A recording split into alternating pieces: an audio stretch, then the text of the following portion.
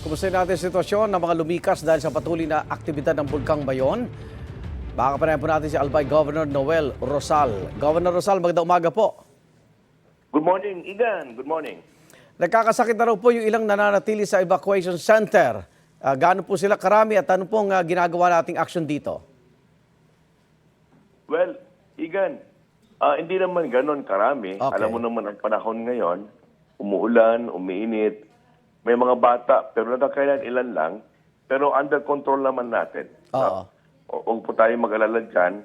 And sa ngayon po, almost 900 plus families ang nandyan sa 8 evacuation centers natin dito sa lalawigan ng Albay. Opo. Ito po ay galing sa 3 locality natin from Tabaco City, Kamalig at Malilipot. No?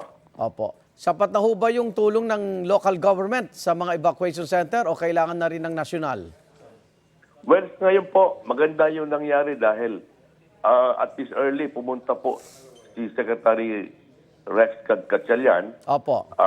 para tingnan ang sitwasyon ng aming lalawigan.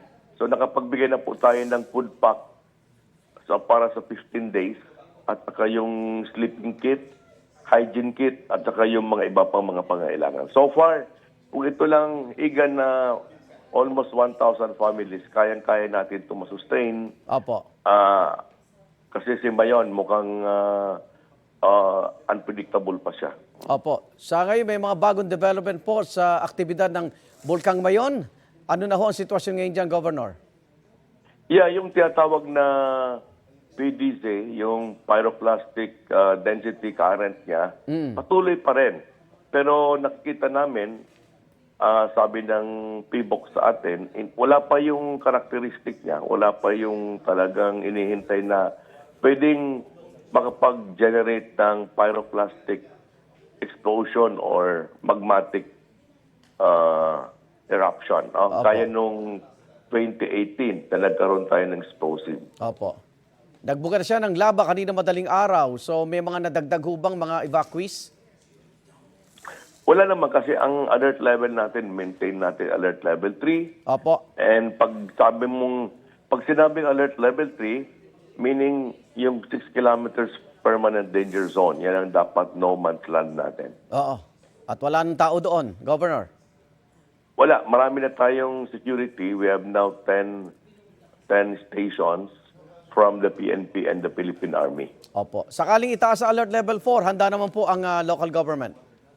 Yan ang Igan na talagang challenge sa atin because pag sinabi mong alert level 4 and eventually mag-5 yan, halimbawa man, you're talking about 50,000 to 70,000 individuals. Yan ang mabigat. No? Yan ang pinag-aandaan natin, lalo na ang paglikas niyan. Dapat yung mobility natin, ma-ensure natin for the safety of everyone. Ngayon, kung tumaas yan, so alert level 4, we're expecting about 13,000 plus families. Siyempre, tataasan natin ang numero ng mga evacuation centers. Opo. Saka yung ating mga pagkain, dapat ihanda natin kasi hindi natin alam kung ilang araw o ilang linggo o buwan itong ating binabantayan na activity ni Mayon. Maraming salamat, Albay Governor Noel Rosal. Ingat po kayo. Salamat po.